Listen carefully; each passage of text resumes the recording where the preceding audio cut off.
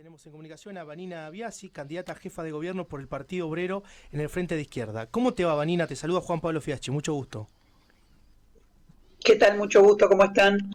Bien, muy bien. Bueno, antes que nada, muchísimas gracias. Y estábamos charlando un poquito sobre la inflación que se conoció en el mes de agosto. Quiero preguntarte, siendo candidata a jefa de gobierno por el Partido Obrero, ¿qué te parece esto? Sí, a ver, es un golpe muy... Momento, por favor, Sí, porque yo estoy escuchándome con un rebote impresionante. claro, ahí ¿Ustedes me escuchan bien ahí? sí, Sí, sí, nosotros te sí. escuchamos bien, capaz que tenés que bajar un poquito el volumen. Decía, no, que realmente la situación inflacionaria es un golpe enorme al poder adquisitivo de los trabajadores. Es una forma, ya a esta altura del partido, muy directa de bajarle los ingresos a los trabajadores, comparable a aquellas medidas que tomaban en la alianza para bajar un 13% a jubilados y estatales, por ejemplo. Bueno, la inflación cumple ese rol. Ya los gobiernos no te bajan directamente el salario, sino que te aplican también una inflación que hace que el poder adquisitivo se derrumbe, definitivamente. Entonces, creo que forma parte de iniciativas desde el punto de vista económico en el gobierno, que estando atadas a las exigencias del Fondo Monetario terminan afectando enormemente a los sectores populares, porque la inflación licúa las deudas en pesos del Estado, entonces en ese sentido es conveniente.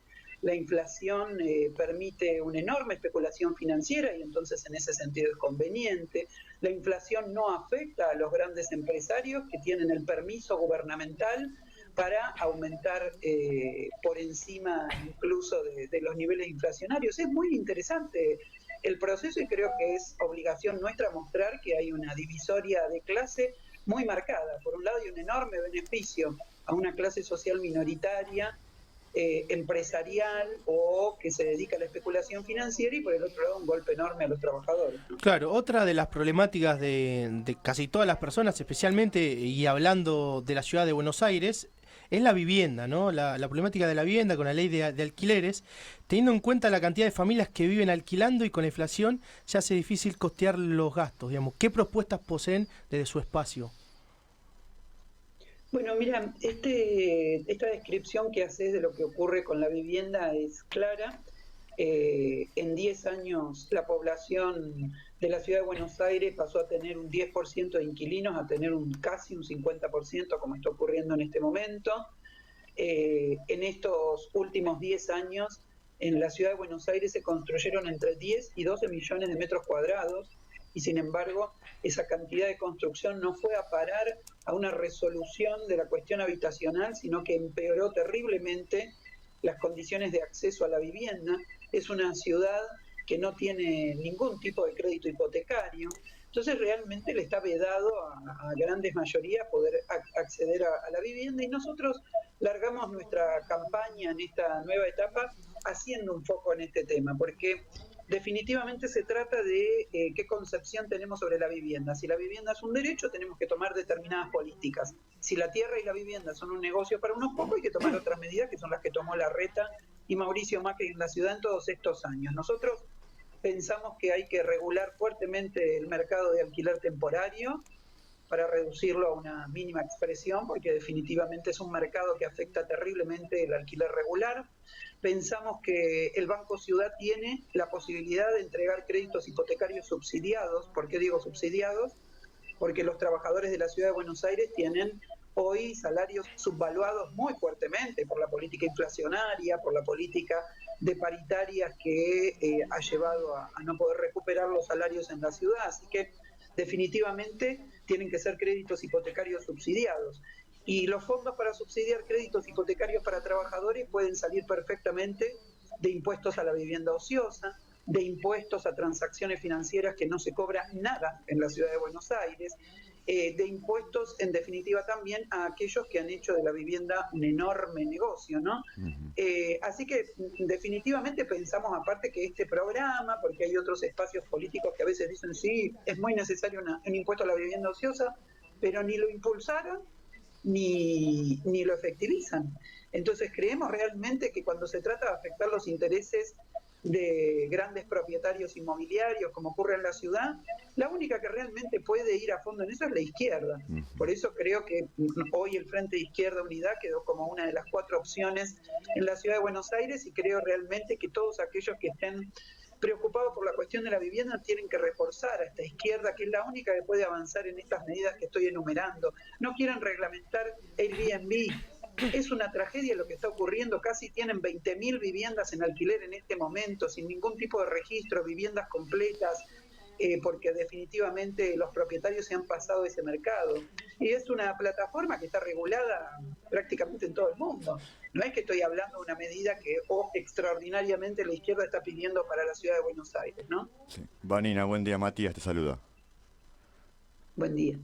Tomando en cuenta lo que estás diciendo, te quería hacer 2 preguntas. Una, ¿cómo califican la gestión de la reta en la ciudad? ¿Y qué medidas, si nos podés detallar un poco, tomarían con respecto a lo que decías de las plataformas de alquiler, ¿no?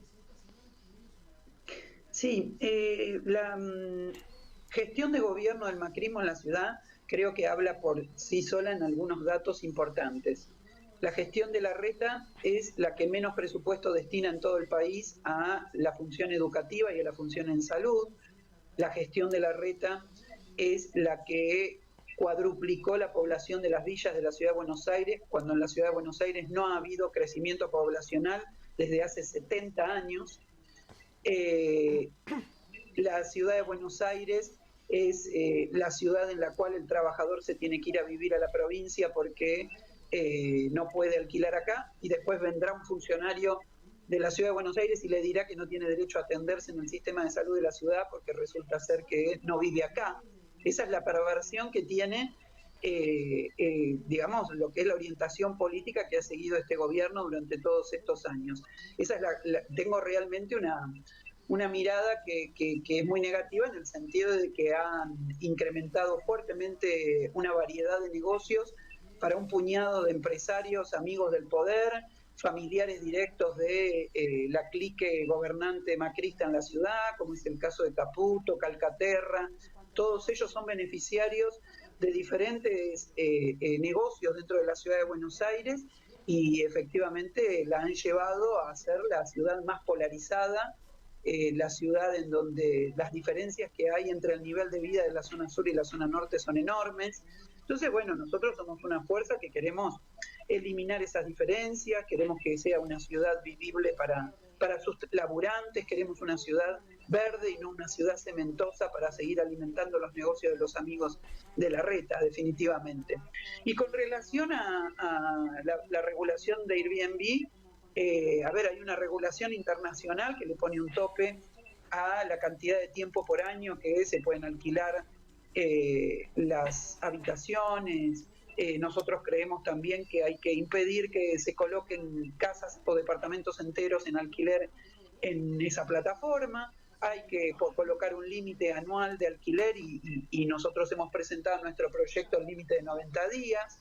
No puede ser, como dice el Senado, que está también tratando la regulación de las plataformas de alquiler temporario, no puede ser que el castigo para el incumplimiento de parte de las plataformas Booking, Airbnb, de alquiler temporario, recaiga exclusivamente la penalización sobre la publicación que ellos puedan llegar a subir y que figure que no está registrado el inmueble como debe estarlo para poder seguir los controles correspondientes. Creo que ahí lo que hay que plantear es que se cae la plataforma en la Argentina o en la ciudad donde incumpla estas medidas, porque definitivamente a grandes plataformas como Booking o Airbnb, bueno, no se las molesta si uno los amenaza con bajarle una publicación que no está registrada realmente. Así que esa es una batería de medidas que estamos proponiendo, y realmente es fundamental que ya mismo ocurran, porque ¿qué pasa? Lo otro que proponemos es la derogación del Código Urbanístico, que es el que está permitiendo que en la ciudad de Buenos Aires se construya exclusivamente para el mercado de alquiler temporario. Yo estuve reunida con vecinas y vecinos de la Comuna 15 que me contaban cómo ellos ven los edificios que se están construyendo bajo el Código Urbanístico, los ven todos amoblados de la misma manera, porque obviamente han sido construidos exclusivamente para el mercado de alquiler temporario. Bueno, eso hay que limitarlo ahora mismo y hay que suspender las licencias de las obras en construcción que estén destinadas exclusivamente a esa finalidad. Vanina, entre las propuestas planteadas en el programa de gobierno por ustedes, se postula una muy novedosa y que me llama la atención para bien. Se denomina como constitución de una nueva forma de fuerza de seguridad reclutada y formada por las organizaciones obreras y de derechos humanos. ¿Nos podés comentar un poco sobre esto? Sí, gracias por preguntar eso. Mira, si hay algo que hemos constatado nosotros es que en la ciudad de Buenos Aires, incluso los sectores, nosotros particularmente dentro del Frente Izquierda, el Partido Obrero es una fuerza que está presente en todas las comunas de la ciudad de Buenos Aires, que organiza particularmente a los sectores más afectados por una realidad de ajuste que venimos viviendo, etcétera. Pero yo quiero contarles algo. Yo estuve esta semana con vecinas y vecinos, casi 80 vecinos de Ciudad Oculta, otro tanto también de Parque Avellaneda.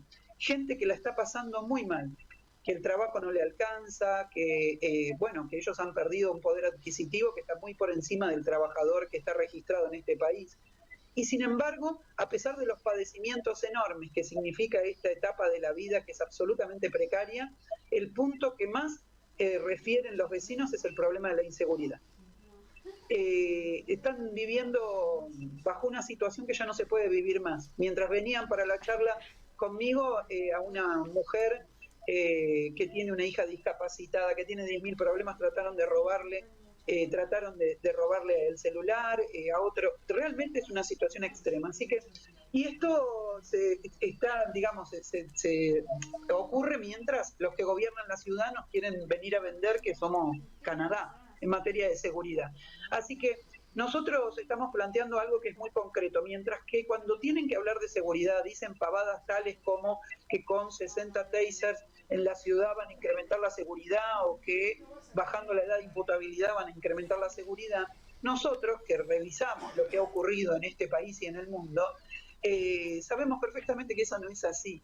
Y en los países que han adoptado estas metodologías en donde se practican este tipo de iniciativas, no ha disminuido el delito.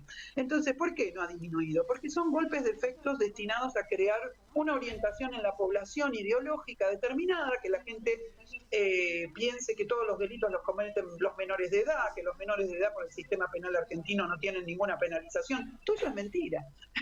Entonces, ocurre que los delitos que son cometidos por chicos menores de 16 años son menores, digamos, con relación a la cantidad de delitos que se cometen en 4 comunas de la ciudad de Buenos Aires, que son fundamentalmente protagonizados por personas de 20 a 30 años. Entonces, esas no son puro marketing derechista, esas menciones. Y la izquierda es la única que dice, acá tenemos que golpear arriba.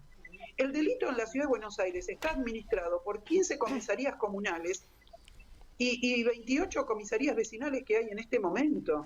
Esa distribución de comisarías en la ciudad tienen el dominio absoluto de todo el territorio de la ciudad, que es muy reducido y no presenta ninguna dificultad para poder cuidarlo y establecer su seguridad. En la ciudad de Buenos Aires tuvimos que ver cómo 14 policías de la Comuna 4, 9 de los cuales fueron condenados y 3 a cadena perpetua, fueron los ejecutores del asesinato de un chico solamente por portación de cara, por el racismo que hay dentro de las fuerzas policiales. Entonces, ¿dónde tenemos que golpear para terminar con la inseguridad? ¿Arriba o abajo? Tenemos que golpear en el poder del Estado, que es el que tiene una asociación permanente con el delito y es el que regentea el delito en la ciudad de Buenos Aires. Los que asesinaron a Lucas González tenían que cuidar ni más ni menos la villa más grande de la ciudad de Buenos Aires, que es la 2124. Miren ¿ustedes qué piensan? ¿Que esos policías hacían negociados con los búnkers de venta de estupefacientes en la villa 2124 o cuidaban a los vecinos? Claramente. Pues definitivamente son los que hacían los negocios con aquellos que tienen los búnkers y que son los factores de inseguridad dentro de las villas. Hay que urbanizar las villas para que no haya más delito dentro de las villas. Hay que darle una salida a nuestra juventud. No puede ser que la mejor salida que tengan sea hacer el narcomenudeo de grandes narcos de este narcoestado que también está en la ciudad de Buenos Aires. hay que revisar todo lo que pasa en las comisarías, abrir los libros de las comisarías y que nos digan dónde estaba cada policía cuando se cometieron los delitos. Yo tengo compañeros en la zona de Soldati. Cuando mataron a Lourdes en la zona de Soldati, inmediatamente costureros de la zona me mandaban fotos mostrándome que la policía los estaba coimeando a ellos porque son socios de los talleristas que no quieren que las familias se conviertan en unidades productoras de vestimenta dentro de la villa. Claro. Esa es la realidad que estamos viviendo. Así que la izquierda es la única que va a ir a golpear donde tiene que golpear. Hoy el jefe de la policía de la Ciudad de Buenos Aires y el subjefe están investigados por el asesinato de Lucas González por su complicidad con los policías que intervinieron en el caso. Así que imagínate si no tenemos que golpear, imagínense si no tenemos que golpear con fuerza en el corazón del aparato del Estado para poder terminar con la delincuencia en la ciudad, ¿no? Vanina, te saco un poco de la ciudad y te lleva al plano nacional. Cuando ganó Macri, digamos, en el balotaje, se acusó a la izquierda de que, digamos, votó en blanco y que no apoyó, digamos, al peronismo. En este caso, si hubiera un balotaje, por ejemplo, entre Milei y Massa, que es bastante probable que pase, ¿no? ¿Qué postura tomaría la izquierda? Y la segunda pregunta dentro de esa misma es ¿qué opinión hace del gobierno de Alberto Fernández? Bueno, primero lo siguiente, está bien, tu última pregunta se enlaza con la primera. Claro. En el año 2015 efectivamente votamos en blanco frente al escenario entre Macri y Scioli. El acierto de la izquierda ha sido total. Claro. Pero... ¿Cuál era la diferencia entre Scioli y Macri en materia de rumbo económico y social para la Argentina? Y en cualquier materia, particularmente con la figura de Scioli, lo comparo, por favor. Realmente ha sido un fraude absoluto. Y luego vino la oportunidad de aquellos que planteaban la crítica al voto en blanco, demostrar que efectivamente eran diferentes. Claro. Por suerte esa oportunidad llegó rápido. ¿Mostraron que eran diferentes? No, de ninguna manera. Empeoraron las condiciones, hicieron un poco de circo diciendo que iban a iniciar demandas legales contra Macri por el fraude de la deuda que tomó con el Fondo Monetario Internacional. Nos tomaron el pelo absolutamente a todos. Ellos piensan realmente que con un poco de marketing pueden resolver cosas tan profundas, pero en realidad el pueblo se dio cuenta que habían incumplido con cada una de las promesas. Prometieron 20% de aumento a los jubilados, asumieron y a la semana le recortaron a los jubilados los ingresos. Prometieron que íbamos a comer asado y hoy en las mesas de las familias de trabajadores argentinos es imposible poder poner un pedazo de carne porque está 3.000 pesos el kilo de carne. Prometieron que venían a hacer avanzar en materia de derechos civiles a la Argentina y lo que hicieron fue entregarle enormes porciones del presupuesto a iglesias absolutamente reaccionarias y no libraron ninguna batalla política y por eso hoy terminamos con un Milei recargado que puede decir que está en contra del aborto legal en la Argentina, pero no se ha librado ninguna batalla porque anularon absolutamente la agenda política de las mujeres en nuestro país. Entonces, realmente creo que definitivamente es un fraude lo del peronismo, es una organización derechizada hasta los tuétanos también, que ha mostrado que ha puesto de excusa la derechización de otros para avanzar en planes sociales y económicos totalmente antipopulares. Y finalmente, ¿qué haríamos en un escenario de balotaje?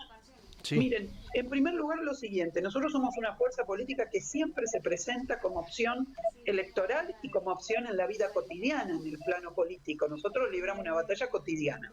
Entonces, en primer lugar, ahora viene la elección del 22 de octubre. Y la gente, si realmente quiere hacer cambiar este rumbo derechista que ha tomado la política argentina y que se expresa a través de Milei, pero no solo a través de él. Yo escuché en la Ciudad de Buenos Aires las campañas que hicieron Lustó, Santoro, Jorge Macri y Marra. Competían para ver cuál era más derechista entre sí. Santoro, que es el más, si quieren, personalmente quizás alejado en la identificación con esas políticas derechistas, le decía a los medios o a los corredores inmobiliarios que estaba a favor de reducir los años de contratos de los alquileres y le decía también que estaba a favor de las taser. Eso es un discurso derechista que adoptó, porque pensaba que de esa manera conquistaba un electorado mayor y terminó en el 22% de los votos. Entonces nosotros, en primer lugar, el 22 de octubre tenemos una opción propia. Y al Frente de Izquierda hay que votarlo en el tramo nacional con la candidatura de Miriam Bregman a presidenta y en el tramo de la Ciudad de Buenos Aires a Vanina Biasi como jefa de gobierno, porque tenemos un programa propio que es el que va a superar esta situación. Cuando lleguemos al balotaje, vemos en qué condiciones llegamos y lo que va a hacer el Frente de Izquierda frente a una realidad concreta al ver qué tipo de balotaje se presenta y qué orientación política está siguiendo cada uno de los bloques que se presenta. Nosotros, con esto te finalizo la respuesta, ante escenarios de balotaje en la Argentina y en el mundo, hemos tomado diferentes posiciones porque somos muy concretos a la hora de tomarlas. Me explico, quiero decir, las realidades se desenvuelven de forma diferente. Así como ustedes mencionaron que nosotros votamos en blanco en el balotaje 2015, nosotros votamos por Evo Morales en el balotaje de Bolivia, o votamos también por Arce en su momento en el balotaje de Bolivia frente al escenario que se planteaba. Cuando venga el escenario de balotaje, vamos a evaluarlo y vamos a decirle a la población, digamos, lo que vamos a hacer. Muy claro, Vanina, te queremos agradecer enormemente por tu tiempo y bueno, muchísimas gracias por estar aquí en No Todo Lo Que Parece. Gracias a ustedes, realmente. Un abrazo. Abrazo grande. El lujo que nos dimos aquí en On Radio de poder entrevistar a Vanina Biasi, candidata a jefa de gobierno por el Partido Obrero.